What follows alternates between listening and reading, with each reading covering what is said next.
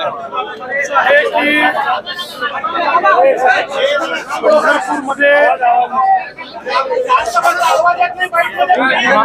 मागच्या काळामध्ये आपण मंदिराचं काम चालू केलं होतं।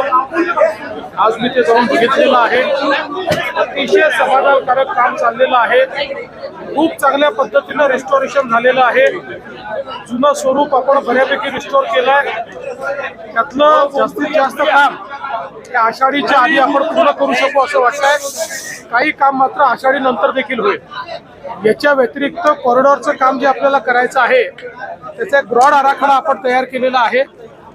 त्यामध्ये आपला प्रयत्न असा आहे की काही प्रॉपर्टीज आपल्याला ॲक्वायर कराव्या लागतील, पण त्या लोकांना कुठल्याही परिस्थितीत विस्थापित न करता अतिशय चांगलं कम्पेन्सेशन द्यायचं। ज्यांची दुकानं आहेत त्यांना दुकानं द्यायची आणि कम्पेन्सेशन द्यायचं। घराच्या लोकांनाही अतिशय चांगलं कम्पेन्सेशन द्यायचं।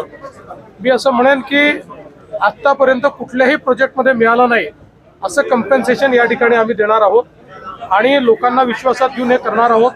त्या संदर्भात जिल्हा प्रशासनाने एक चांगला आराखडा तयार केलेला आहे। मी त्यांना गो अहेड दिलेला आहे। मी त्यांना सांगितलंय की आता लोकप्रतिनिधी आणि जे काही त्या भागातले लोक आहेत यांच्याशी या आराखड्यावर चर्चा करा। त्यांना समजावून सांगा आराखडा काय आहे, त्यांना समजावून सांगा आपण काय देणार आहोत आणि त्यानंतर लगेच आपण ॲक्विजिशनचं काम जे आहे ते सुरू करू। त्यामुळे कुठेही लपालपी न करता लोकांना विश्वासात घेऊन हे काम लवकर सुरू करायचं। आम्हाला पुढच्या 3 महिन्यात आम्हाला ॲक्विजिशनचं काम सुरू करायचं।